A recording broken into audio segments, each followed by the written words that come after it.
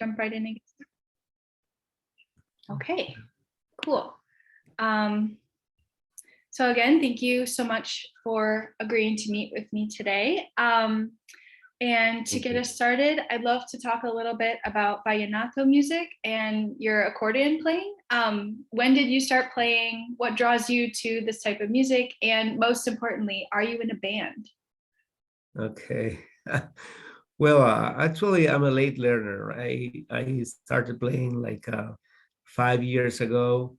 I loved this music all my life. When I was younger, I used to play with a small band. A friend of mine played the accordion, and another friend played the caja, which is like a small drum. Mhm. It's probably the second most important instrument of that genre. And then I played the guacharaca, which is a percussion instrument, right? Like when you rub it, you make a noise, right? Yeah, Or a it's like sound, that stick that you like a brought into stick. class that Yeah, one time. yeah. Well, actually, I have them here if you would like to see it. Sure. But you want me to bring it and to take a look at it? Sure, if you would like to, that'd be great. Okay, okay. So would you like to stop recording so you don't have like this, Yeah, and I can just start up again. like this badge? Okay. Okay. So here I am with these two instruments that are really important for the vallenato music. So this is the guacharaca. This is what I was talking about. It's made of a palm tree, and so you have some grooves there, and then when you rub it, so it makes these sounds. So it's part of the percussion. It helps, the accordionist to get to keep within the the tempo of the song. So that's what I played, and that came naturally to me. This is something you didn't have to study. It's just your ear what actually plays an important role here. And so that's something that I really loved at that time. So I've been listening to this music, and I love it. So 5 years ago or so, I was listening to a song, and then I realized that I felt like I had to do something else. It moved me. This music moved me so much that I felt like I needed to do something else. So my wife gave me an accordion as a Christmas present. Oh, And since that moment, I mean, I have never stopped playing. It's a difficult instrument. I feel really happy, about being able to play a couple of songs in the instrument. This is not the one that my wife gave me, but it's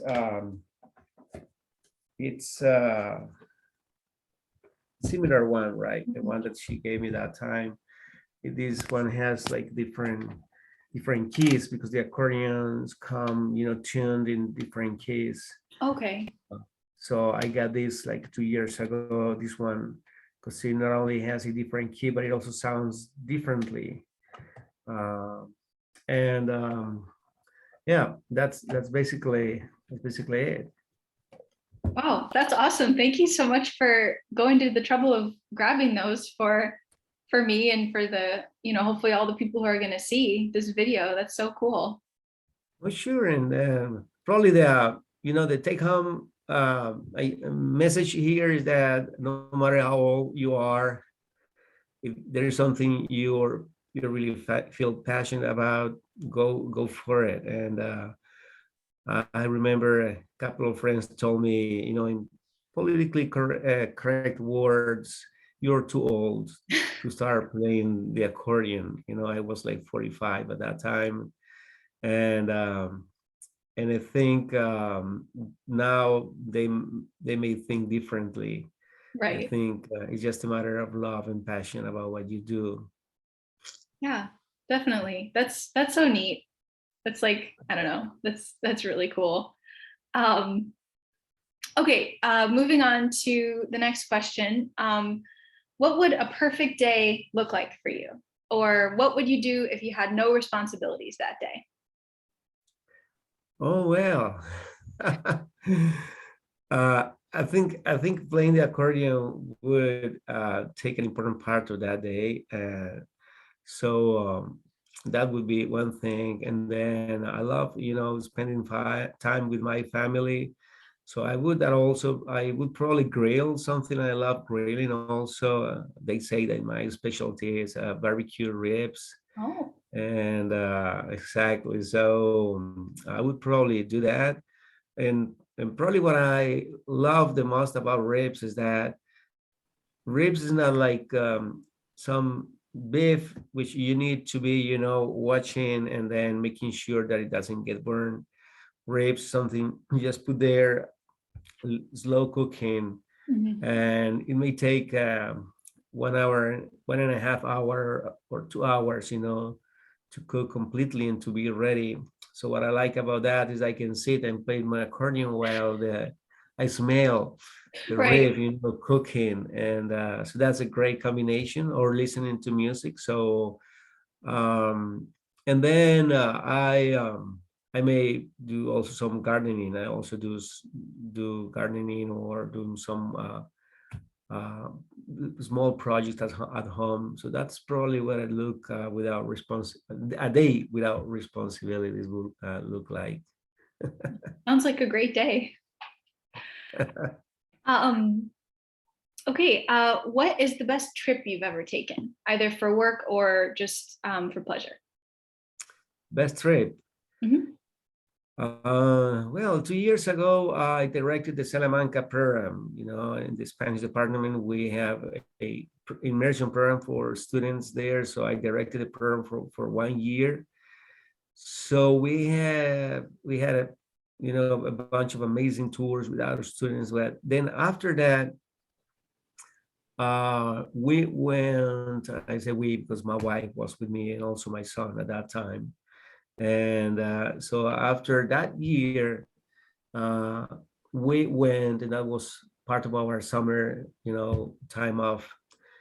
We went to Venice, and then in Venice we rented a car and we drove to Ljubljana, right? That's Slovenia, and that was a great trip. I think it was a great experience. Not only the cities themselves, but also driving Mhm. and crossing the border between Italy and then Slovenia, and then all the amazing landscapes and culture and food. So that may have been the most exciting trip we've done. Cool. And follow-up question, you mentioned food that you ate on that trip. What is the strangest or most unusual food you've ever eaten and enjoyed? And enjoyed. I think probably snails. I've eaten two kinds of snails, and earth snails. I don't know if I can call them that way. Those I ate in Spain. Mhm. So when it rains, they uh, they come out from the bushes, and the vegetation around, and those were really really good. But then a couple of months ago, uh, Dr. Drew actually invited us to his home, and his wife prepared those delicious delicious sea snails. Okay, And so yeah, probably that's the most rare things that I've eaten, but I love them. cool. Yeah, sounds like a fun experience. Yeah. Um, okay, if you could just by magic be granted the ability to wake up one morning and be perfectly fluent in another language, which language would you choose? Not obviously not one that you already speak. I think with all these years working with the Chinese students and Chinese colleagues, and being aware of the complexity of the Chinese language. I think Chinese would be it. Yeah, I know how hard it is, and but I also know all that the Chinese culture involves, right? And probably what I've been able to see is just the tip of the iceberg, and through the eyes and the stories and the experiences of my colleagues and students. But I guess, knowing the language would enable me to learn a lot more about that fascinating culture. Yeah. Yeah. And that would be a useful one to just magically know, because it would be so hard to learn. Correct. Okay. Can you name either your favorite book or perhaps a book that has been really important for you in your life? Well, unfortunately, I'm not a very good reader, of literature, which is what most people would probably, talk about, right? Literature, probably because reading academic books and articles takes most of my time. And but I read one from time to time. Last book I read was Accordion Crimes, Accordion Crimes, which is like a novel.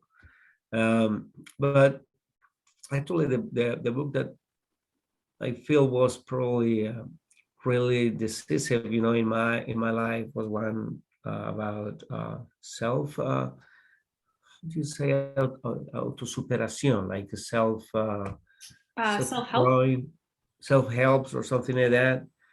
I was a kid. I mean, I think I was probably 11 years old or so, and I don't know how that book got to my hands. I think the name of the book was Your Erroneous Zones or something like that. Um, and that book was so important for me. I mean, it helped me overcome so many things at that time, and in my country and in my particular circumstances. We had to undergo a lot of really hard situations, and that book was particularly helpful for me. Then later on, I realized that not only that book, but most of those books that belong to that genre are just like a more mundane, a more human way of re-expressing what's already in the Bible, right? Of Jesus' teachings, for example. It will be an interesting research project, by the way, right? Like, trying to measure how much of the teachings in those self-help books are already, for example, in the Gospels or things like that. But anyways, at that time, and I still feel like I'm using a lot of the advice that I learned from that book. Cool. Okay. Aside from necessities like, food and sleep and the accordion, what is one thing that you could not go a day without? Well,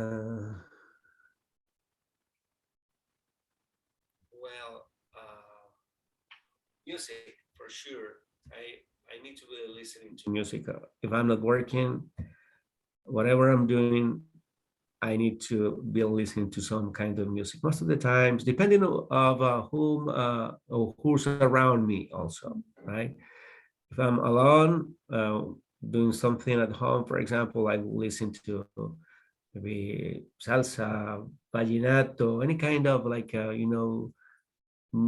tropical music or things like that, right? Or that depends. But all the time, if I'm having breakfast, I need to be listening to music. If I'm having lunch, if whatever I'm doing, if I'm not working or doing something else that needs my attention, I would be listening to music. I'm the same way, but with podcasts. Say that again. I'm the same way, except for with podcasts instead of music. Okay. Yeah. Great. Okay, and to wrap up, is there anything that you wish that more people knew about you? Well, yeah, I think some people, especially young people, may, I don't know if that may sound selfish or what, but I think most people see what you currently are, know what has taken you to the point where you are right now, right? So I think some young people probably have lost sight of what getting to a point in your life takes. Like some people think that no matter what age or how old you are, you should be able to get to the point someone else is, or to have what someone else has, for example.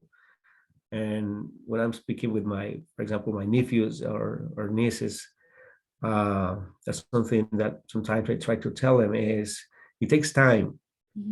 It takes time to get to a goal, for example, and so you don't have to rush. Take your time and make sure that when you get there, you're going to be, like you can rely on what you already have. It's not like a fragile or right thing. So I would like people to know what I all that I've been through, but not for me to feel proud of it, but hopefully to help some people understand that sometimes life can be hard, and that everything passes. Good things, bad things pass, and then you can overcome those things. And also that even though some of those situations may seem hard, that's what makes you strong, and that's what help you get wherever you want to be. I guess that's it. That's a really solid piece of advice. Does it make sense? Yeah, it does. Yeah, because I think, as a young person myself, it's really easy to be like, oh, I'm never gonna, get to that place or succeed in that way. But it's good to know that, like, everything takes time and you just need to work at it. Yeah. All right. Well, I promised you 15 to 20 minutes, and I think I'm just at 20 minutes now. So I want to be respectful of your time and wrap up the interview. But thank you so much for taking the time to meet with me and interview. And I'm sure that all our alumni will be really interested to know about, more about you, who you are as a person, and not just as a professor. Thank you. I really appreciate that. I think that contributes to my answer to your last question, actually. And that's good. That's good that our students and alumni and colleagues get to get to see a person behind the professor figure, for example, right, or image. That's a person behind, and that we also, as faculty or whatever our role is, that we get to see people behind the typical role that we're supposed to play in this context. Unfortunately, we need to make decisions sometimes according to that role that we are playing, right? But the most important thing is that we see people, real people, behind those typical images or roles in a given context. So thank you so much for doing this. I really appreciate it, and I look forward to reading and watching interviews with other colleagues also. Yeah, absolutely. Well, we'll have the newsletter sent out in a couple of weeks. So thank you so much. Thank you. Okay.